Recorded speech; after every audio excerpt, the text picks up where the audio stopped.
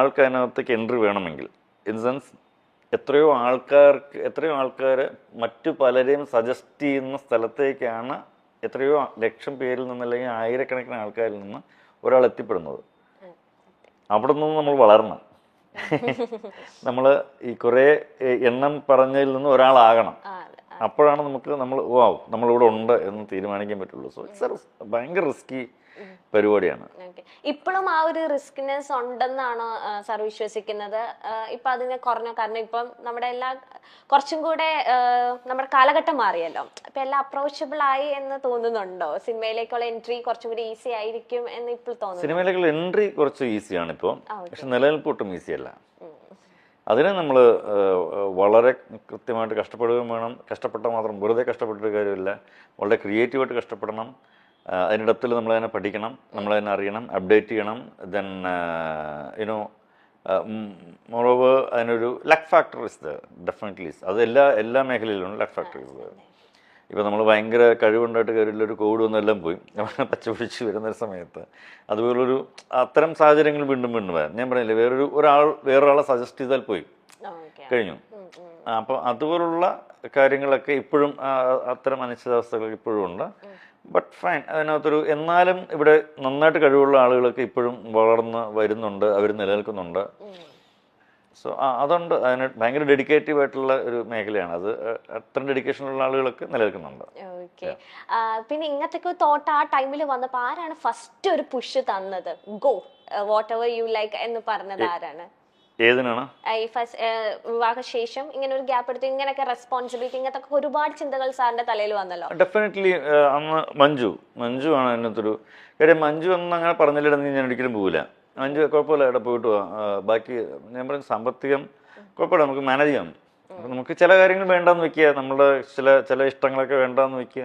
അങ്ങനെ ഒരു 5-6 വർഷം ഞങ്ങളുടെ പല ഇഷ്ടങ്ങളും വേണ്ടാന്ന് വെച്ച്, യാത്രകളൊക്കെ വേണ്ടാന്ന് വെച്ച് ഞങ്ങൾ വളരെ കംഫർട്ടായിട്ട് മൂവ് ചെയ്തിട്ടുള്ളൊരു സിറ്റുവേഷൻ ഉണ്ട്. മഞ്ജു അന്ന് സീരീസ് വർക്ക് ചെയ്യുന്നുണ്ടായിരുന്നു. വീണ്ടും ജാനി ഉണ്ടായതിനു ശേഷം വീണ്ടും വർക്ക് ചെയ്യാൻ തുടങ്ങിയിരുന്നു. സോ അതിനൊക്കെ തുടങ്ങിയിട്ടേ ഉള്ളൂ. അപ്പം ഭയങ്കര ഇതല്ല. പിന്നെ അതുമല്ല, അന്നത്തെ കാലത്ത് എമൗണ്ട്സ് ഒക്കെ വളരെ കുറവാണ് കിട്ടുന്നതൊക്കെ. സ്വാഭാവികം ഇപ്പോൾ ഉള്ള ഒരു ഒരു ഫാൻസി എമൗണ്ട് ഒന്നും വന്നില്ല. അപ്പോൾ അതിൻ്റെയൊക്കെ ഭയങ്കര ബുദ്ധിമുട്ടും കാര്യങ്ങളൊക്കെ ഉണ്ടായിരുന്നു.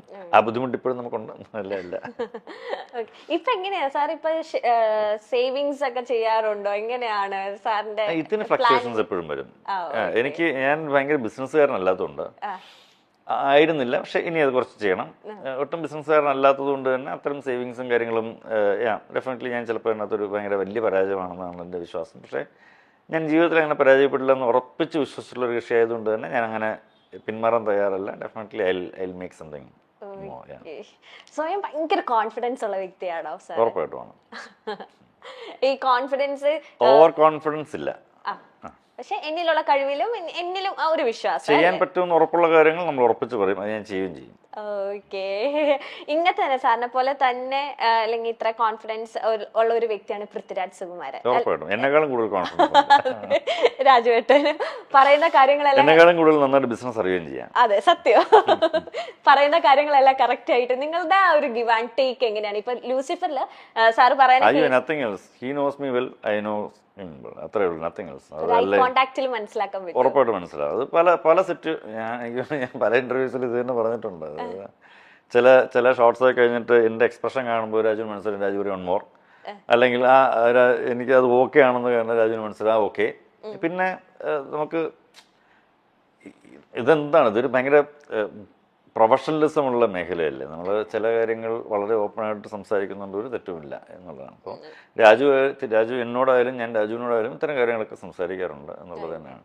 അതിപ്പോൾ രാജു മാത്രമല്ല കേട്ടോ, may be most of the നമ്മുടെ എല്ലാ ആക്ടേഴ്സിനോടും നമ്മളങ്ങനെ സംസാരിക്കുന്നുണ്ട്. ഇപ്പം ജയസൂര്യ വന്നാലും ജയസൂര്യ ഞാനോട് നല്ല സുഹൃത്ത് ബന്ധമുള്ള വിഷയമാണ്. അതിൽ പലരുമായിട്ട് ഇന്ദ്രജിത്തുമായിട്ട് ഇതൊക്കെ ഇന്ദ്രജിത്തിനടുത്തൊക്കെ ഇത് പറഞ്ഞ ചെറുതായിട്ടൊന്നിങ്ങനെ നമ്മുടെ ഒരു ഇന്ദ്ര എന്ന് വിളിച്ചിട്ട് പറയാൻ പോയി ഓക്കെ. ഇപ്പൊ ഇങ്ങനെ ഒരു വൈബ് എപ്പോഴും നമുക്ക് അങ്ങോട്ടും ഇങ്ങോട്ടും കിട്ടും. അതുപോലെ തന്നെ ജയനും സാറ് പറഞ്ഞ കേട്ടിട്ടുണ്ട്. എൻ്റെ ഒപ്പം ഏറ്റവും ആദ്യമായിട്ട് വന്ന ക്യാമറ ചെക്ക് ചെയ്യാൻ വേണ്ടി വന്ന ഡയറക്ടർ പൃഥ്വിരാജ് സുകുമാരനാണ്. ഇപ്പോഴും ആള് തന്നെയാണ്. വേറെ ഡയറക്ടേഴ്സ് വന്നിട്ടുണ്ടോ? അതിന് മാറ്റം വന്നോ? രണ്ടുപേരെ കൂട്ടിച്ചേർക്കാറായോ? അല്ലല്ല, അതെന്താ അറിയാമോ, അതൊരു ഭയങ്കര ഡെഡിക്കേഷൻ. ഇപ്പൊ എനിക്ക് വളരെ മുമ്പ് എനിക്ക് ഞാൻ ഒക്കെ ക്യാമറമാൻ ആവണേക്ക് മുന്നേ ഞാൻ 2009 കണ്ട സിനിമ ചെയ്യുന്നത്. എനിക്ക് വേണമെങ്കിൽ 2005-ലോ 2006-ലോ സിനിമ ചെയ്യാം, അല്ലെങ്കിൽ ചിലപ്പോൾ 2002-ലൊക്കെ സിനിമ ചെയ്യാം. ഞാനത് ചെയ്യാണ്ടിരുന്നത് എല്ലാവരും എന്നോട് പറഞ്ഞിരുന്നു, സുഹൃത്ത് നിനക്ക് ലൈറ്റിംഗ് ഒക്കെ നന്നായിട്ട് ചെയ്യുന്നില്ലേ, നീ ഒരു കാര്യം ചെയ്യും, നീ ക്യാമറയുടെ മറ്റേ ടെക്നിക്കൽ വിങ്സ് ഒക്കെ അറിയാം, അപ്പം ഇത്രയൊക്കെ മതി, ഒരു അസോസിയേറ്റിനെ വെച്ചാൽ മതി.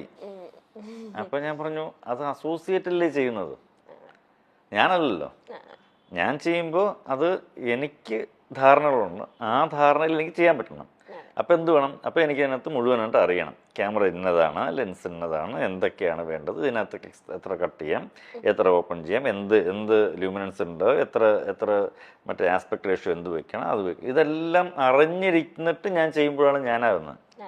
അല്ലെങ്കിൽ പിന്നെ മറ്റേ പുള്ളിയിലേ ചെയ്യുന്നത്. അപ്പം അത് ചീറ്റിംഗ് അല്ല, ഇറ്റ്സ് നോട്ട് ഗുഡ്. അപ്പം അത് ഞാൻ ചെയ്യില്ല എന്ന് പറഞ്ഞിട്ട് അപ്പം അല്ലെങ്കിൽ അതുകൊണ്ടാണ് ഇത്രയും മോശം നമ്മൾ ലേറ്റ് ആകുന്നത്. അപ്പൊ ആ ഒരു പ്ലാനും ആ ഒരു കൃത്യനിഷ്ഠത തന്നെയാണ് പൃഥ്വിരാജ് സുകുമാരനിലും സാറിന് കാണാൻ പറ്റുന്നത് അല്ലേ? രാജു ഇതുപോലെ എത്രയോ ആൾക്കാർ, അന്ന് രാജുവിന്റെ സമയത്ത് വന്ന എത്രയോ ആൾക്കാർ ഇപ്പോഴും അഭിനയം മാത്രം നടക്കുന്നുണ്ടോ? അന്ന് രാജുവിന് ഇത്തരം ടെക്നിക്കൽ സാധനങ്ങളൊക്കെ പഠിക്കണമെന്ന് ഭയങ്കര താല്പര്യമുണ്ടായിരുന്നു. അപ്പോൾ എല്ലാ ക്യാമറയുടെ അടുത്തും പോയി നോക്കും, പിടിക്കും, എന്താ ചെയ്യുന്നത് നോക്കും, ഷട്ടർ ആംഗിൾ കട്ട് ചെയ്തത് എന്താണ്, കട്ട് ചെയ്തില്ലെങ്കിൽ എങ്ങനെയാണ്, അപ്പോൾ കട്ട് ചെയ്ത് കാണിക്കുമോ. ഇതൊരു കൗതുകമാണല്ലോ, എപ്പോഴും നമുക്ക് എന്താണ് അറിയേണ്ടത്, ഒരു കൗതുകമാണല്ലോ. ഞാനിപ്പോൾ തെലുങ്ക് ഒരു 4-5 സിനിമ വർക്ക് ചെയ്തു. എനിക്കിപ്പോൾ തെലുങ്ക് അത്യാവശ്യം കുഴപ്പമില്ല, പഠിക്കാനും പറയാനും കേട്ടാലും മനസ്സിലാവും, വായിക്കാൻ അറിയില്ലെന്നേ ഉള്ളൂ. ഇനിയിപ്പോൾ ഞാനത് ആ കൗതുകത്തിന് ഞാൻ വായിക്കാൻ ശ്രമിച്ചാൽ ഡെഫിനറ്റ്ലി എനിക്ക് പറയാൻ പറ്റില്ലേ, എനിക്കറിയാൻ പറ്റും. ഞാൻ വായിക്കാൻ ഇതുവരെ ശ്രമിച്ചിട്ടില്ല, അതുകൊണ്ട് എനിക്കറിയില്ല. പക്ഷെ വായിക്കാൻ ഞാൻ ശ്രമിച്ചാൽ എനിക്കറിയാൻ പറ്റും. ശ്രമമാണ് നമുക്ക് വേണ്ടത്, ഭയങ്കര ഒരു ആഗ്രഹമാണ്, ഭയങ്കര തീക്ഷ്ണമായിട്ടൊരു ആഗ്രഹമാണ്. ഡെഫിനറ്റ്ലി ഞാനിപ്പോൾ 2 മാസം കൊണ്ട് ഞാൻ തെലുങ്ക് വായിക്കാൻ പഠിക്കും എന്ന് ഞാൻ ഉറപ്പിച്ചാൽ ഉറപ്പായിട്ട് ഞാൻ പഠിക്കും, അല്ലേ? ഞാനല്ല, ആരും പഠിക്കും. നമ്മളത് വിചാരിക്കണം. ലൂസിഫറിന്റെ സമയത്ത് സാറ് പറഞ്ഞിട്ടുണ്ട്, ലൂസിഫറിലാണ് ഞാൻ ഭയങ്കര റിലാക്സ് ആയിട്ട് വർക്ക് ചെയ്തത്. കാരണം രാജു പക്ക ചാർട്ടർ ആയിരുന്നു, പ്ലാൻഡ് ആയിരുന്നു, സീൻ ബൈ സീൻ എല്ലാം ഓർഡർ ആയിരുന്നു. ഈ ചെറിയ പടം അടുത്തത് വരുവാണ് എമ്പുരാൻ, എമ്പുരാനിലും റിലാക്സ് ചെയ്ത് തന്നെയാണോ ഷൂട്ടിങ്? കാരണം ലൂസിഫർ ഞാൻ കുറച്ച് റിലാക്സ്ഡ് ആയിരുന്നു, ഇതിനൊട്ടും റിലാക്സ്ഡ് അല്ലായിരുന്നു. ഇതിന് നമ്മൾ ഇവിടെ സാധാരണ വിചാരിക്കും പോലെയുള്ള സീക്വൻസുകളല്ല നമുക്ക് ചെയ്യേണ്ടി വരുന്നത്. ലൂസിഫറിനകത്ത് നമ്മൾ സാധാരണ വിചാരിക്കുന്ന സീക്വൻസിനകത്തുള്ള കുറച്ച് വലിപ്പമുണ്ടെന്നേ ഉള്ളൂ. അതൊക്കെ ആർക്കും ഈസിലി നമുക്ക് കുറച്ചൊന്ന് ആലോചിച്ച് കഴിഞ്ഞാൽ, കുറച്ചൊന്ന് ഇനിഷ്യേറ്റീവ് എടുത്താൽ, അതിനകത്ത് ഹോംവർക്ക് ചെയ്താൽ നമുക്ക് എല്ലാവർക്കും മാനേജ് ചെയ്യാൻ പറ്റുന്നതാണ്. പക്ഷെ ഇത് അത്ര പെട്ടെന്ന് മാനേജ് ചെയ്യാൻ പറ്റുന്ന സീക്വൻസുകളും സിറ്റുവേഷൻസും ലൊക്കേഷൻസും അല്ല. അപ്പോൾ അതിന് കൂടുതൽ സ്റ്റഡി വേണം. അപ്പോൾ ഇതിനകത്ത് വർക്ക് ചെയ്യുന്ന രാജുവിൻ്റെ കൂടെയുള്ള സകലமான ടെക്നീഷ്യൻസ് ഇതിനകത്ത് വളരെ ഹാർഡ് വർക്ക് ചെയ്തിട്ടുണ്ട്. ഈവൻ ഞാൻ ഉൾപ്പെടെ, അതിൻ്റെ എഡിറ്റർ ഉൾപ്പെടെ, അതിൻ്റെ അസോസിയേറ്റ് ഡയറക്ടർ വാവ് ഉൾപ്പെടെ, അസിസ്റ്റന്റ് ഡയറക്ടേഴ്സ് ഉൾപ്പെടെ, നിർമ്മൽ എന്ന് പറഞ്ഞ ക്രിയേറ്റീവ് ഡയറക്ടർ ഉൾപ്പെടെ, എൻ്റെ കൂടെ വർക്ക് ചെയ്യുന്ന ഏകദേശം ഒരു 10-12 ആൾക്കാർ ഉൾപ്പെടെ, ഇത്രയും ആൾക്കാരുടെ ഭയങ്കര കോർഡിനേഷൻ ഇല്ലെങ്കിൽ ഇത് അങ്ങനെ അത്ര പെട്ടെന്നൊരു ഒരു ഒരു ഒരു വർക്കൗട്ട് ചെയ്തെടുക്കാൻ പറ്റുന്ന പ്ലാൻസ് അല്ല ഇതൊന്നും. കാര്യം നമ്മൾ ഇതുവരെ അങ്ങനെ ശീലിച്ചിട്ടില്ല, ഇതുവരെ അങ്ങനെ കണ്ടിട്ടില്ലാത്ത കുറച്ചധികം കാര്യങ്ങളുണ്ട് അതിനകത്ത്. അതൊരു ഭയങ്കര നല്ല എക്സ്പീരിയൻസ് ആയിരുന്നു. എനിവേ ഒട്ടും റിലാക്സ്ഡ് അല്ലായിരുന്നു. ഇപ്പൊ എങ്ങനെയാ അവസ്ഥ? ഇപ്പൊ ഓക്കെ. ഞാൻ പറയുന്നത് ഷൂട്ട് കഴിയുന്നവരെ എല്ലാ ദിവസവും അടുത്ത ദിവസം അയ്യോ അതെന്താകും എന്നുള്ള ടെൻഷൻ ഇങ്ങനെ എപ്പോഴും കയറി വരും. ഞാൻ ലൂസിഫർ കുറച്ച് റിലാക്സ്ഡ് ആയിരുന്നു എന്ന് പറഞ്ഞത് നമുക്ക് നമ്മുടെ കൺട്രോളിൽ നിൽക്കുന്നുള്ളതുകൊണ്ടാണ്. അങ്ങനെ റിലാക്സ് പറഞ്ഞാൽ ചില്ല് ചെയ്ത് ഷൂട്ട് ചെയ്തെന്നുള്ളതല്ല. അങ്ങനെ ഒരു നല്ല ടീം ഉള്ളത് കൊണ്ടാണ് അതിനെ എക്സിക്യൂട്ട് ചെയ്യാൻ പറ്റുന്നത്. ഓരോ പടത്തിലേക്കുള്ള സാറിന്റെ ഒരുക്കങ്ങൾ എങ്ങനെയാണ്? ഇപ്പൊ എമ്പുരാൻ, ഇപ്പൊ ലേറ്റസ്റ്റ് ഇപ്പൊ എമ്പുരാനിലാണ് വന്ന് നിൽക്കുന്നത്. അപ്പം എമ്പുരാന് തൊട്ട് മുന്നേ ഉള്ള എങ്ങനെയാണ് പ്രിപ്പറേഷൻസ് ആസ് എ സിനിമാറ്റോഗ്രാഫർ എന്ന നിലയിൽ എന്തൊക്കെ പ്രിപ്പറേഷൻസ് എടുക്കുക? ട്രേഡ് സീക്രട്ട് ആണ്, പറയണോ? കുറച്ച് പറഞ്ഞു, ഇവരൊക്കെ പഠിച്ചോട്ടെ. രഹസ്യമായിട്ട് പറഞ്ഞു കൊടുത്താൽ പോരെ. 2-3 മെയിൻ 2 പറയണ്ട, ബാക്കി 3 പറഞ്ഞു. ഒന്നുമില്ല, അതിൻ്റെ ആത്യന്തികമായിട്ട് എന്തുവാ അത്, നമുക്കൊരു സ്ക്രിപ്റ്റ് വായിക്കുമ്പോൾ ഇതിൻ്റെ വലിപ്പവും ഇതെങ്ങനെയാണ് ഷൂട്ട് ചെയ്യേണ്ടതെന്ന് അറിയാം. ദെൻ നമ്മളിതുവരെ ചെയ്തിട്ടില്ലാത്ത സംഗതിയാണെങ്കിൽ എങ്ങനെയാണ് മറ്റുള്ളവർ അത്തരം കാര്യങ്ങൾ അപ്രോച്ച് ചെയ്തിരിക്കുന്നത് പഠിക്കുക. ഇത് ഇഷ്ടംപോലെ ആൾക്കാരുടെ BTSും AC മാഗസിൻസും മറിച്ച് എല്ലാ പുസ്തകങ്ങളും ഇപ്പം നമുക്ക് അവൈലബിൾ ആണ്. റീൽസ് അവൈലബിൾ ആണ്, BTSൻ്റെ ഷോർട്സ് അവൈലബിൾ ആണ്. അപ്പം അത്തരം കാര്യങ്ങളൊക്കെ ഇരുന്ന് നമുക്കിപ്പോഴും ഒരിക്കലും നമ്മൾ ഇതൊന്നും പഠിച്ചു തീരത്തില്ല. ഞാനിപ്പോൾ എല്ലാ ദിവസവും ഓരോന്ന് കാണുമ്പോൾ അയ്യോ ഇതെങ്ങനെ ചെയ്തു എന്ന് ആലോചിക്കാൻ പറ്റുന്ന തരത്തിലുള്ള അപ്ഡേറ്റ്സ് വന്നുകൊണ്ടിരിക്കുക. ക്യാമറയുടെയും അപ്ഡേറ്റ്സ് വന്നുകൊണ്ടിരിക്കുക. അപ്പോൾ ഇവിടെ എന്ത് കുറച്ച് ഡിഫറെൻ്റ് ആയിട്ട് ചെയ്യാം എന്ന് എപ്പോഴും ആലോചിക്കുക. എല്ലാ സിനിമകളിലും ഭയങ്കര ഡിഫറെൻ്റ് ആയിട്ട് ചെയ്യണം എന്ന് ഒരു നിർബന്ധവുമില്ല. ഇത് ഇങ്ങനെ ഡിഫറെൻ്റ് ആയിട്ട് ചെയ്യണം എന്ന് നിർബന്ധം. പക്ഷെ അത് ചില സിനിമകൾ വരും, ചില ക്യാരക്ടേഴ്സുമായിട്ട് ബന്ധപ്പെട്ടുള്ള സിനിമകൾ വരും. അങ്ങനെയൊക്കെയാണ് നമുക്ക് ചെയ്യാൻ പറ്റുന്നത്.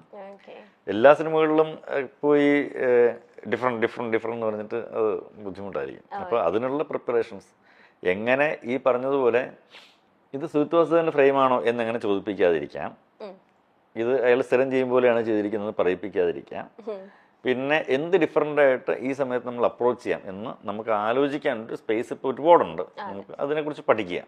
ഇത്രയൊക്കെയാണ് നമുക്ക് പ്രിപ്പയർ ചെയ്യാൻ പറ്റുന്നത്.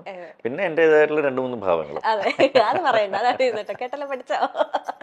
ഓക്കെ സാർ, ഒരു ഫിലിമിലേക്ക് കിടക്കുമ്പോൾ സ്ക്രിപ്റ്റ് മൊത്തം വായിച്ചിട്ടാണോ, സ്ക്രിപ്റ്റ് ആ കഥ എന്താണെന്ന് അറിഞ്ഞിട്ടാണോ ലൈക്ക് ജോയിൻ ചെയ്യുന്നത്? കാരണം നമുക്ക് ആ സ്ക്രിപ്റ്റ് വായിച്ചാലല്ലേ ഓരോ ക്യാരക്ടേഴ്സിനെ എങ്ങനെയാണ് പോർട്രേറ്റ് ചെയ്യേണ്ടത്, അല്ലെങ്കിൽ ആരൊക്കെയാണ് ഇത്ര ഇമോഷൻസ് എടുക്കുന്നത്, നമുക്ക് ക്യാമറയിൽ ഒപ്പണെങ്കിൽ ഒരു സ്ക്രിപ്റ്റ് മൊത്തം അറിഞ്ഞിരിക്കും. അപ്പൊ അങ്ങനെയാണോ സാറ് ചെയ്യാറ്? അതെ, അതെല്ലാ സിനിമകളും അങ്ങനെയാണ്.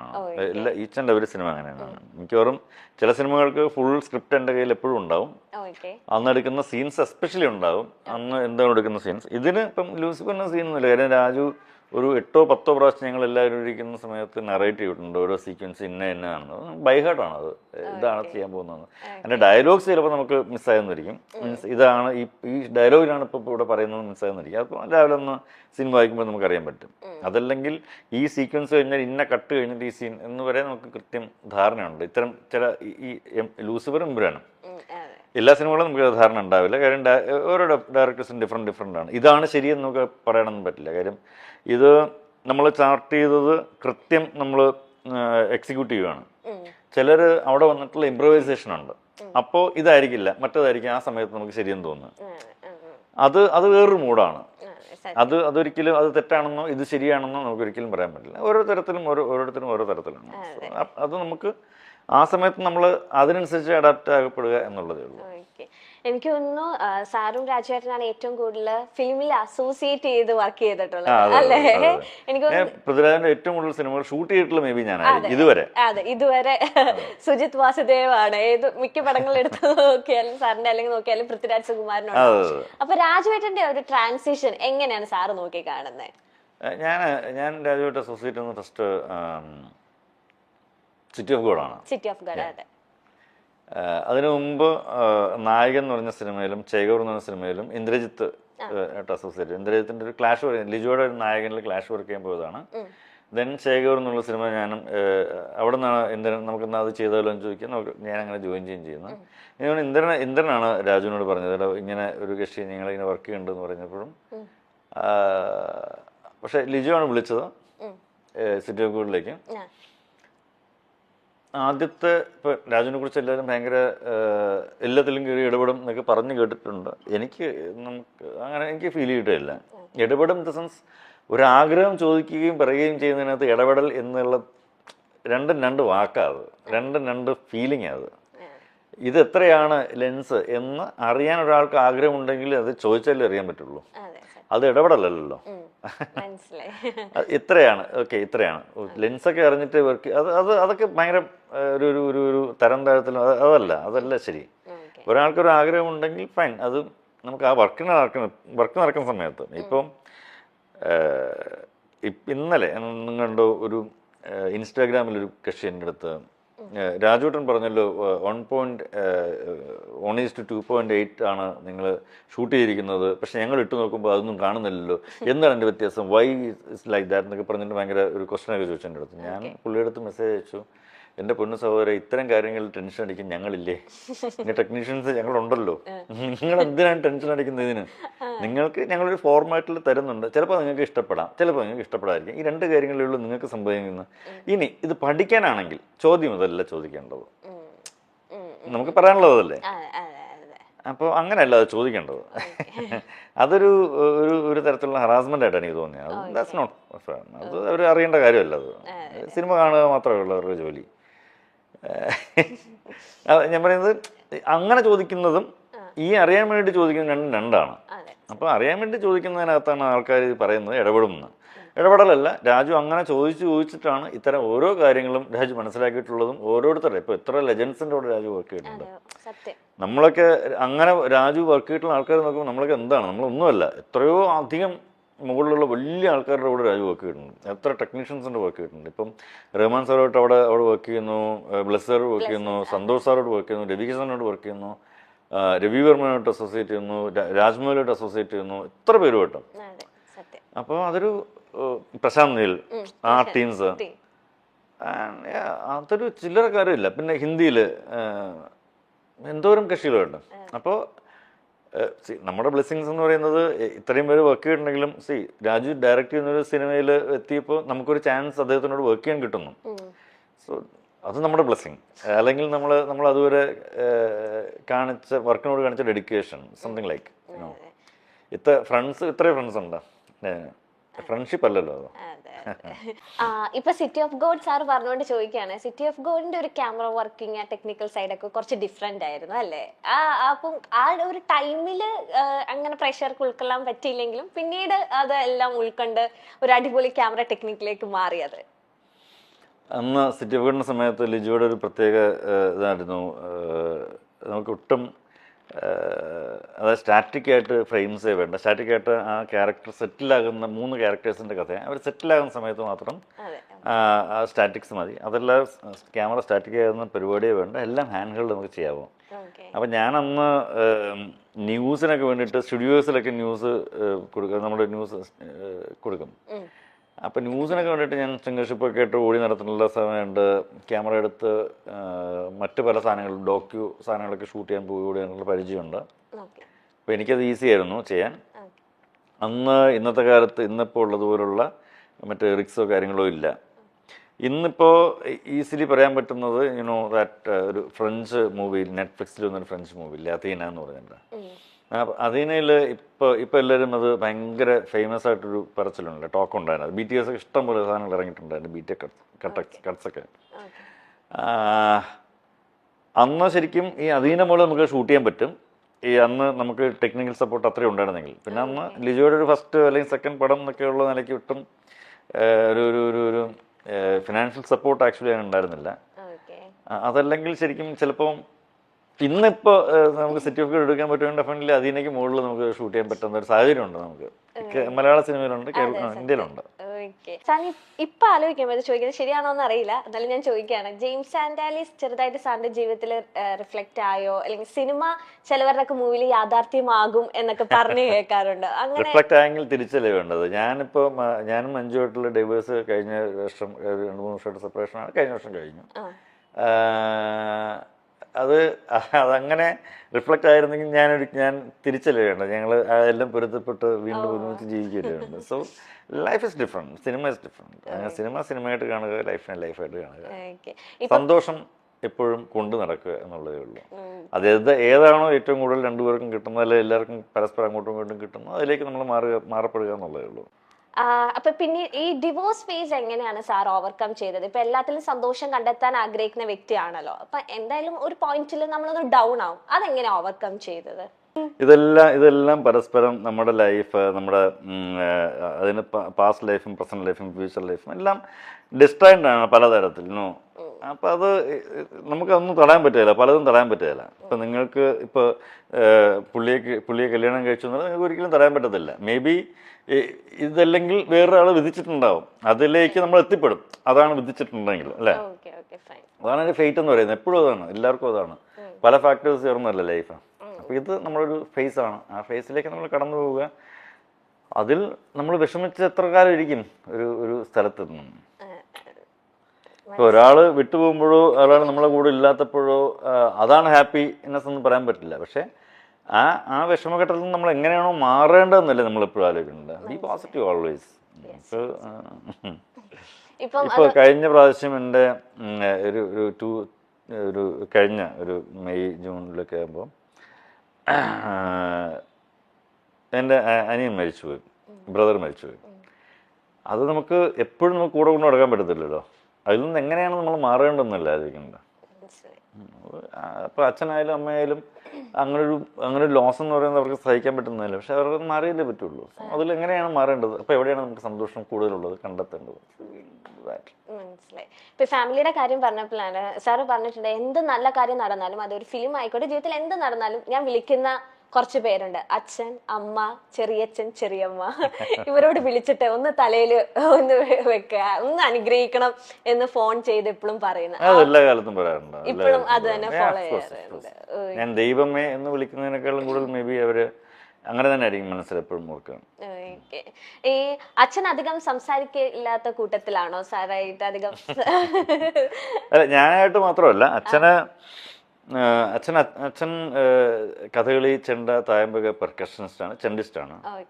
അപ്പോൾ അതിനെക്കുറിച്ച് എന്ത് ചോദിച്ചാലും അച്ഛൻ ഭാരതോടെ സംസാരിക്കും, ഇപ്പോഴും സംസാരിക്കും. പക്ഷെ ബാക്കി എന്ത് ചോദിച്ചാലും അച്ഛൻ ആണോ, ഓക്കെ, ശരി എന്നൊക്കെ പറയുന്ന ചെറിയ പരിപാടികൾ. പക്ഷെ അച്ഛനായിട്ട് ഒരു ബെസ്റ്റ് മെമ്മറി ഇല്ലേ ജെയിംസ് ആൻഡ് ആലിയസിന്റെ സമയത്ത് തിയേറ്ററിൽ നിന്ന് ഇറങ്ങിയപ്പോ? അതൊന്ന് ഷെയർ ചെയ്യാമോ ഞങ്ങളോട്? അല്ല, അച്ഛൻ്റെ അടുത്ത് വളരെ മുമ്പ് തന്നെ പറഞ്ഞിരിക്കുന്നത്, വളരെ മുമ്പ്, എടോ ചെയ്യുന്നത് എന്ത് ചെയ്താലും അതിനകത്ത് ആൾക്കാർ നന്നായിട്ട് ഓർത്തിരിക്കാൻ പറ്റുന്നത് ചെയ്യുക, ആൾക്കാർക്ക് ബുദ്ധിമുട്ടില്ലാതിരിക്കുന്നത് ചെയ്യുക. ഇത്തരം കാര്യങ്ങളാണെന്ന് ആലോചിക്കുന്നത്. എന്ത് ചെയ്താലും അതിൻ്റെ ഏറ്റവും നന്നായിട്ട് ചെയ്യാൻ പറ്റണം. ഇത് തന്നെയാണ് എപ്പോഴും അച്ഛൻ പറയാറ്. അന്നും അത് കഴിഞ്ഞിട്ട് എപ്പോഴും. അപ്പം അച്ഛൻ എന്നെ ഒരു സിനിമാറ്റോഗ്രാഫറായിട്ട് അംഗീകരിച്ചത് തന്നെ എനിക്കൊരു സ്റ്റേറ്റ് അവാർഡ് കിട്ടി കഴിഞ്ഞതിന് ശേഷമാണ് അമ്മയൊക്കെ അംഗീകരിക്കുന്നത്. അതുവരെ എന്നോട് ചോദിച്ചുകൊണ്ടിരുന്നത് വല്ല പണിക്കും പോക്കൂടെ എന്നൊക്കെയാണ്. അപ്പോൾ എന്താണ് ഇത്രയൊക്കെ ആയിട്ടും എന്താണ് ലേറ്റ് ആകുന്നത്, ഇങ്ങനെയൊക്കെയാണോ ലൈഫ് ഉണ്ടാക്കേണ്ടത്, എന്നോട് അന്നേ പറഞ്ഞാൽ നന്നായിട്ട് പഠിക്കാൻ ബാങ്കിലൊക്കെ ജോലി ചെയ്തുകൂടായിരുന്നോ എന്നൊക്കെ ചോദിക്കുന്നൊരു രണ്ട് വ്യക്തിത്വങ്ങളായിരുന്നു അത്. സ്റ്റേറ്റ് അവാർഡ് കിട്ടിയപ്പോൾ ഇത് കൊള്ളാതെ പരിപാടി എന്നൊക്കെ പിന്നെ അങ്ങനെ ഒരു ജഡ്ജ്മെന്റിലേക്ക് വന്നു. സിനിമ കണ്ടപ്പോൾ അച്ഛൻ്റെ കയ്യിൽ ഇങ്ങനെ വളരെ മുറുക്കി ഇങ്ങനെ പിടിച്ചു, കുറച്ച് സമയം പിടിച്ചു. കൊള്ളാം, നന്നായിട്ടുണ്ട് പരിപാടി. അപ്പൊ അതൊരു നമുക്കൊരു ഭയങ്കര പിന്നെ എന്തൊക്കെ പറഞ്ഞിട്ടുണ്ട്. പക്ഷേ ഫൈൻ, ഇതാണ് എൻ്റെ ഏറ്റവും നല്ല മെമ്മറി ആയിട്ട് എൻ്റെ മനസ്സിലെപ്പോഴും ഉള്ളത്. ഒരു നല്ലൊരു മെമ്മറിയിൽ സൂക്ഷിക്കാൻ പറ്റുന്ന അല്ലേ? നമ്മളൊരു സ്ക്രിപ്റ്റ്, ഒരു സബ്ജക്റ്റ് കേൾക്കുമ്പോൾ അതിനകത്ത് നമ്മളൊരു ഡെഡിക്കേറ്റീവ് ആയിട്ട് നമ്മൾ ഹോംവർക്ക് ചെയ്യണം. ആ ഹോംവർക്ക് അതിനകത്തുണ്ടായിരുന്നു കൃത്യമായിട്ടും. എസ്രയ്ക്ക് ഹോംവർക്ക് ഉണ്ടെന്ന് എന്താണ് അത് തന്നെ ഞാൻ പണ്ട് മുതൽ കണ്ട് ശീലിച്ച കുറേ സംഗതികൾ എന്നെ എഫക്റ്റ് ചെയ്തിട്ടുണ്ട്.